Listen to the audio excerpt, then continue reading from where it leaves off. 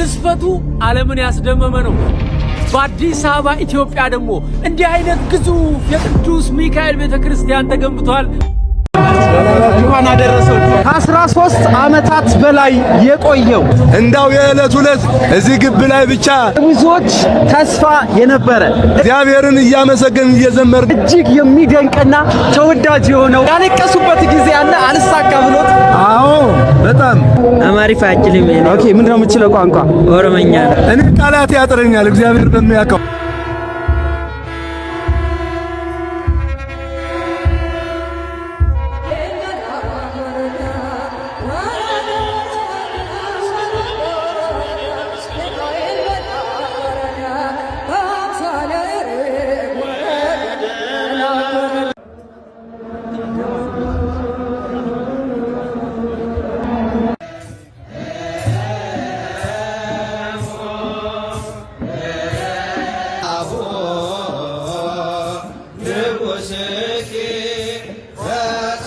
በ7000 ካሬ ሜትር ቦታ ላይ ያረፈ በአንድ ጊዜ ከ10000 በላይ ምዕመናንን ማስተናገድ የሚችልና ሶስቱንም የቤተክርስቲያን የህንጻ ጥበብ በአንድ ያካተተ ግዙፍና ውብ ቤተክርስቲያን ተገንብቶ ዛሬ እየተመረቀ ይገኛል። የቤተክርስቲያን አሁን የምገኝበት ሲኤምሲ ቅዱስ ሚካኤል ቤተክርስቲያን ነው።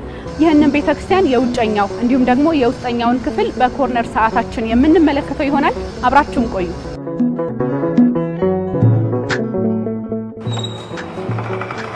ሰላም ዶክተር፣ እንደምን አለሽ? ደህና ነሽ? ቤት እግዚአብሔር ይመስገን። ሰላም እግዚአብሔር ይመስገን። ደህና ነኝ። እንኳን ደህና መጣሽ ወደ ቤተክርስቲያናችን። አመሰግናለሁ። በጣም አመሰግናለሁ። ተዋወቅ እስቲ፣ ከትውቅን ጀምር ለተመልካቾቻችን። እኔ ዶክተር ጌታቸው ኢንጂነር ነኝ። ጌታቸው ፈለቀ እባላለሁ። የዚህ ደብር ህንጻ አሰሪ ኮሚቴ ሰብሳቢ ነኝ። የቤተክርስቲያን እንግዲህ እንደሚታወቀው በተለይም ደግሞ ከኪነ ህንጻ ጥበባት ቤተክርስቲያን ከሚሰሩባቸው ሶስቱም የኪነ ህንጻ ጥበባት ሶስቱንም ያሟላ እንደሆነ ቀደም ሲል ሰምቻለሁኝ። ስለሱ ንገሩኝና አሁን የምንገኝበት ክፍል የትኛው ክፍል ነው የሚለውን ደግሞ እንመልከት። ዶክተር ህንጻ ቤተክርስቲያናችን እንዳልሽው በኢትዮጵያ ኦርቶዶክስ ተዋሕዶ ቤተክርስቲያን የህንጻ አሰራር ሶስት አሉ። እነዛን ሶስቱንም ሙሉ በሙሉ ያሟላ የቤተክርስቲያን ህንጻ ነው። ታዲያ ሶስቱ ምንድናቸው ያለ እንደሆነ ድሮ ቀደምት አባቶቻችን ክርስትናን ሲቀበሉ መጀመሪያ በዋሻ ውስጥ ነበር አገልግሎቱን የሚሰጡት። ዛሬም አሉ። በሰሜን ኢትዮጵያ በአብዛኛው በዋሻ ውስጥ ያሉ ለዘመናት በቅርስነት የቆዩ ብዙ ቤተክርስቲያናት አሉ። እኛም ያንን ለማስታወስ ከቦታው ተዳፋትነት የተነሳ እዚህ ያ የዋሻው ቤተክርስቲያን ሁኔታ እንዲኖር አድርገናል። ይሄ እንግዲህ አሁን ያለንበት በስተ ምስራቅ በኩል ከቤተልሔሙ ወደ ውስጥ ወደ ምዕራብ በምንገባበት ጊዜ የዋሻው ቤተክርስቲያን ውስጥ እየገባን ነው ማለት ነው። አሁን ያለነው በመተላለፊያው ላይ ነው ያለነው። በዚህ በስተቀኝ በኩል የምናየው ህንጻ ቤተክርስቲያን ውስጥ በዋሻው ውስጥ ካሉት ብዙ ክፍሎች አንዱ የአባቶችም ሆነ የእናቶች በዚህ ዓለም ላይ ኖረው ወደ ሌላ ዓለም የሚያልፉበት ጊዜ ለተወሰኑ ቀናት አስከሬናቸው የሚያርፍበት ቦታ ያዘጋጀ ነው። ሌላ ቦታ እንዲህ አይነት ነገር ያለ አይመስለኝም።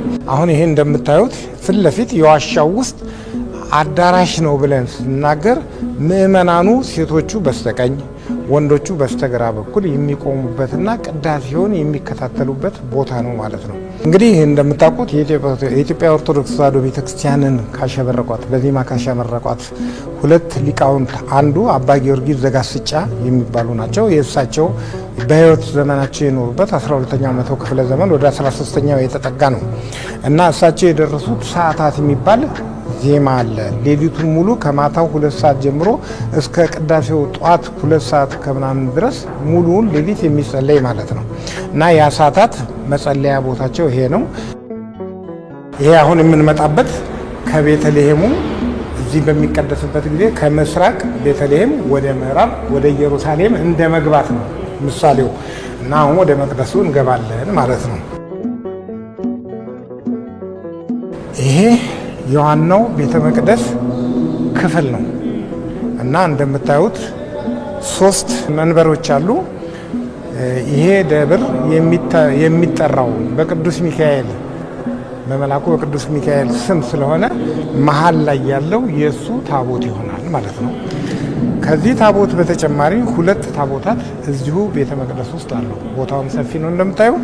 በስተ ቀኝ በኩል የእመቤታችን የቅድስት ድንግል ማርያም የኪዳነ ምሕረት ታቦት ሲኖር በስተግራ በኩል ደግሞ የኢትዮጵያዊው ጻድቅ የአባ ሳሙኤል ዘዋልድባ ታቦት እዚህ አለ ማለት ነው።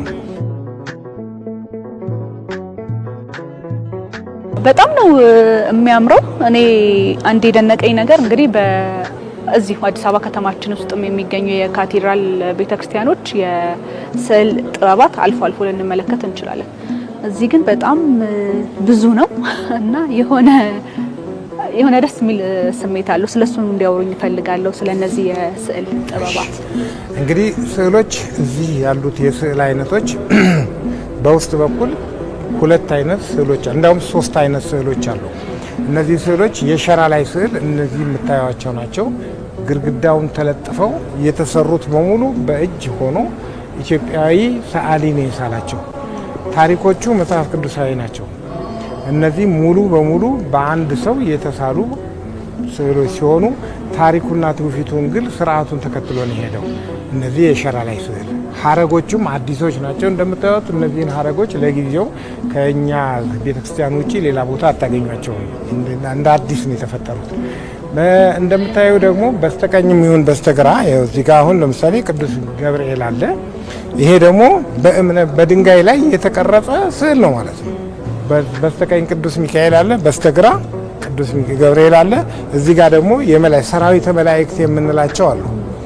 አሁን ሌላው ሶስተኛው እዚህ ውስጥ የምናገኘው መስታወቶቹ ላይ የተሳሉት ስዕሎች ናቸው። እነዚህ ስዕሎች ይሳሉና በሁለት መስታወቶች መካከል ፕሬስ ይጨመቃሉ። በውስጡ ምንም የአየር ሁኔታ እንዳይኖር ይጨመቁና እዚህ መስኮቱ ላይ ገቡ ማለት ነው። ሙቀትም አያበላሻቸው፣ ቅዝቃዜም አይደርስባቸው፣ ውሃም አይደርስባቸው። ቢነካቸውም ኮለል ብሎ ነው የሚወርደው። እነዚህን አሁን የስዕል አይነቶች በውስጥ እናገኛለን። ውጪ ደግሞ ሌላ የስዕል አይነት ስላለ ያንን ደግሞ እናሳያቸዋለን።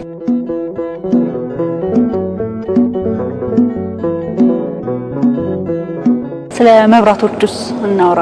መብራቶቹም እንደዛው በተለየ መንገድ የሚነሱ ናቸው። በጣም ነው የሚያማምሩት። ትንንሽ መብራቶችንም እንመለከታለን። እንግዲህ እንደምታዩቸው እዚህ ልዩ ልዩ መብራቶች አሉ፣ እንደ ቦታቸው ሁኔታና እንደየትርጉማቸው። ሰማይን በከዋክብት ያስጌጣ አምላክ፣ እኛ ደግሞ ቤተክርስቲያናችንን በመብራት እናስጌጣለን። ስለዚህ እንደምታዩት እያንዳንዱ እነዚህ በሙሉ ከዋክብት መሰል መብራቶች እዚህ ውስጥ ያሉት ስንቆጥራቸው 3800 ናቸው። 3800 መብራቶች አሉ።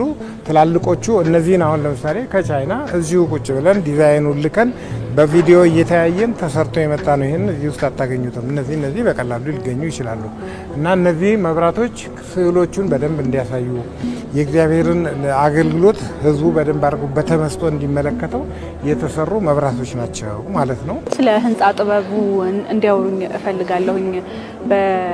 በመዲናችን አዲስ አበባ በተለያዩ አካባቢዎች ላይ አሁን በደንብ እየታየ ያለ አንድ ነገር አለ። ትኩረትም የተሰጠው ነገር ነው ብዬ አስባለሁ። በተለይ ውበት።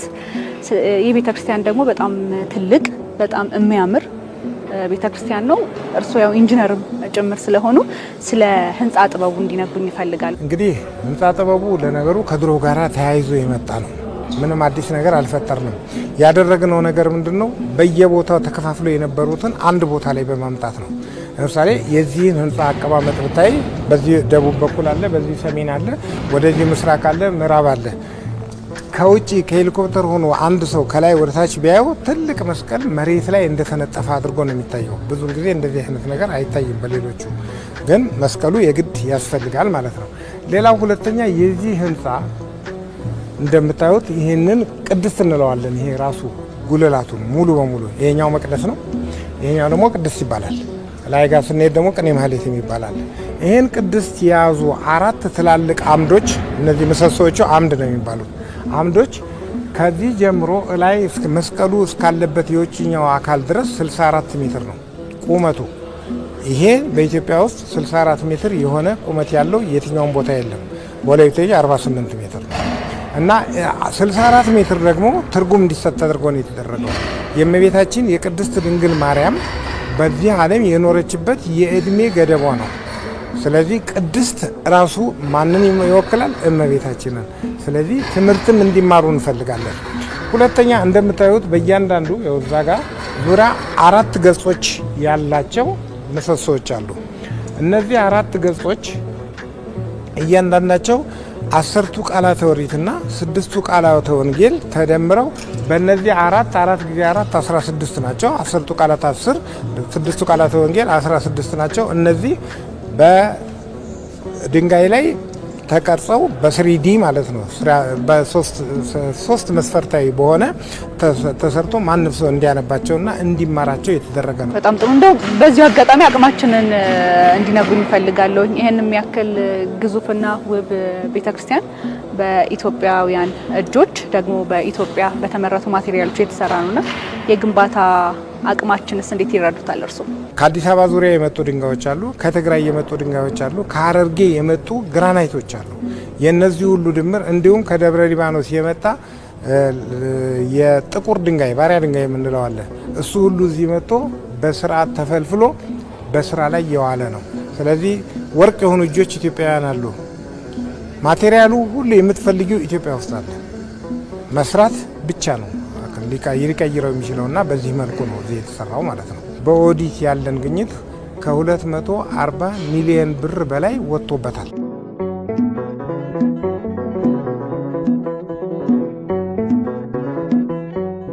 አሁን ያለንበት ቦታ በህንፃ በቤተክርስቲያን ህንፃ ግንባታ ፎቅ ላይ ወጥተን ቢሆንም ዙሪያውን የሚከብ ባለ ክብ ቤተክርስቲያንን የሚወክል ነው። አሁን ያለንበት የቆምንበት ቦታ ቅኔ ማህሌት የሚባል ነው። ቅኔ ማህሌት ቅኔ ምስጋና ነው።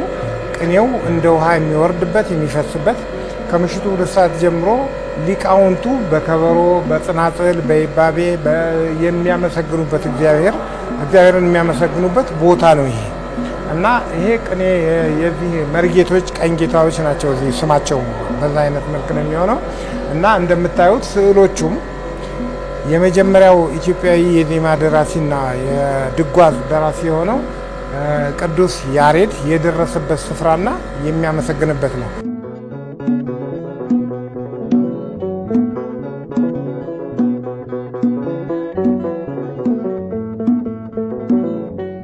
ይኸው እንደምታዩ ወደ ጣሪያው መጣን። አሁን ያለነው ከካቴድራሉ ጀምሮ ወደ ላይ ሲለካ 12ኛው ሜትር ላይ ነው ያለነው። 12 ደግሞ የ12 ሐዋርያት ተምሳሌት ነው። ስለዚህ አሁን እንደምታዩ ወለሉ የጣሪያው ቆርቆሮ የሚባል ነገር የለም። ሙሉ በሙሉ በእብነበረድና በግራናይት ነው የተሰራው። የፍሳሽ ማስወገጃ ምናምን ነገር የለውም። ዝናብ ጠብ ስትል ውልቅ ነው እና እዚህ ጋር እንደምታዩ የታች ቅድም ያየ ነው የካቴድራሉ መቅደስ ጉልላቱ ነው።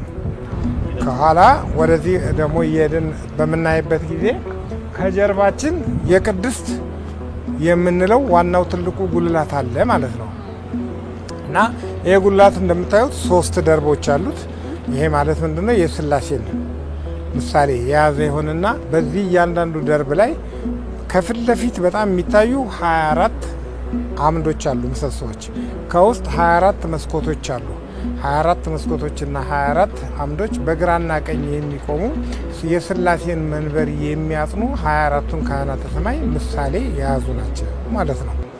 ስለዚህ ቤተክርስቲያኗን በደንብ መመልከት ለሚፈልጉ ሰዎች ደግሞ ይሄኛው ጣራው ሌላኛው እና ጥሩ አማራጭ ነው ብዬ አስባለሁኝ። እንደው ምናልባት ቤተክርስቲያኑን የቱሪስት መዳረሻ ከማድረግ ጋር ተያይዞ ቱሪስቶችን ለመሳብ የሚሰሩ ስራዎች እነሱን ደግሞ ብናነሳው ደስ ይለኛል። እውነት ነው።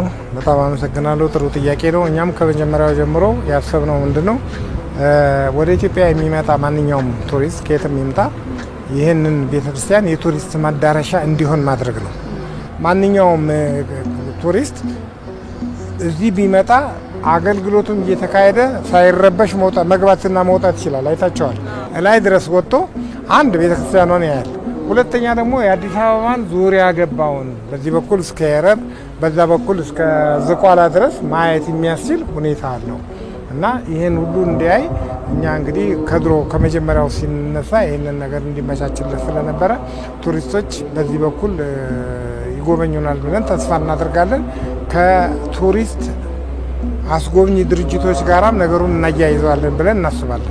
እንደው ለከተማዋ የሰጣት ግርማ ሞገስን እንዲያነሱልኝ ደግሞ ፈልጋለሁ። ውበት ተጨማሪ ሌላ ደግሞ የቱሪስት መዳረሻም ሆኖ ልናነሳው የምንችለው ህንጻ ቤተክርስቲያን ነውና ተጨማሪ ለከተማችን የጨመረላትን ነገር ቢነግሩኝ ደስ ይለኛል።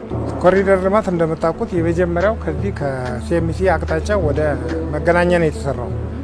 ይሄንን ክብርት ከንቲባ መጥተው ሲያዩና ሲጎበኙ ሌሎቹም እንደዚህ ባለስልጣናት ይሄማ መደበቅ የለበትም ለከተማችን ትልቅ ውበት ነው ብለው ከፊት ለፊታችን የነበረውን ባዶ መሬት አስፋልት ሰርተው በስተምዕራብ በኩል የነበረውን ባዶ ቦታ 5000 ምናምን ካሬ ሜትር ስሩበት ብለው ሰጥተው እና ይሄ ለከተማው ውበት ከፍተኛ የሆነ ተጨማሪ ውበት የሰጠው ይመስለኛል። ዶክተር ስለ ጊዜዎት እኔንም ተመልካቾቻችንንም ስላስጎበኙን ስለሰጡንም ጊዜ እጅግ አድርገን ከልብ እናመሰግናለን። እኔም በጣም አመሰግናለሁ። እግዚአብሔር ይስጥልን። ጊዜ ወስዳችሁ እንደዚህ ጥንቅቅ ያለ ስራ ስለሰራችሁና ስለምታስተላልፉልን በቅዱስ ሚካኤል ስም ምስጋናችንን እናቀርባለን። እኛም በጣም እናመሰግናለን። እንደምን አሉ? ሰላም ነው? ይኸው እንግዲህ መልእክት ያስተላልፉ። እንግዲህ የእግዚአብሔር ተአምር ልዩ ነው።